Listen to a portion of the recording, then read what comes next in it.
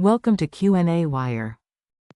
Okay, so at inlets, the Mach number can be equal to V1 over C1. V1 is the inlet velocity, C1 is the speed of sound at the inlet, which can be expressed as square root KRT1. And T1 here is the inlet temperature. So we know V1 is 50 meters per second, and K, which is the specific ratio for the carbon dioxide, is 1.289. And the gas constant for the carbon dioxide is 0.1889 kilojoule per kilogram times Kelvin, which is 188.9 joule per kilogram times Kelvin. And we know the inlet temperature is 1200 Kelvin.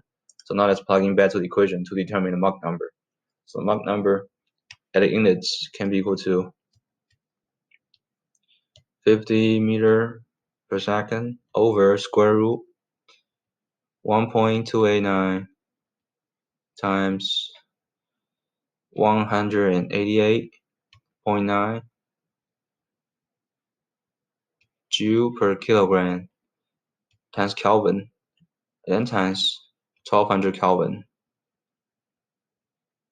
And this will give us the Mach number at the inlet is about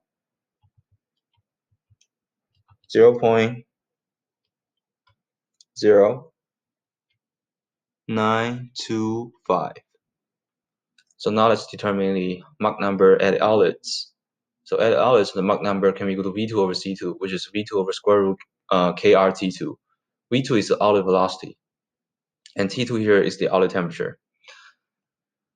So we know the heat transfer can be expressed as a Cp times T2 minus T1 plus V2 squared minus V1 squared over 2. Cp here is the specific heat for the carbon dioxide at a constant pressure. And when the T2 here is the outlet temperature, and T1 here is the inlet temperature.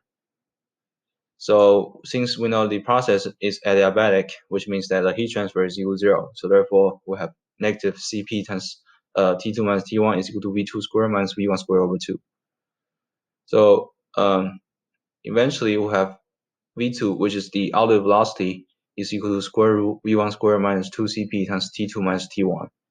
So now we can plug in back to the equation for the Mach number. So eventually we'll have Mach number is equal to square root V1 squared minus 2Cp times T2 minus T1 over KRT2. So we know all these conditions from the question and from the book. So now let's plug in back to the equation to determine the Mach number at the outlets, which is equal to square root 50 meter per second to the power 2 minus 2 times 846 joule per kilogram times Kelvin, and then times 400 Kelvin minus 1200 Kelvin, and then over, let me see, KRT2, which is 188.9 joule per kilogram times Kelvin, and then times 1.289, and then times 400 Kelvin.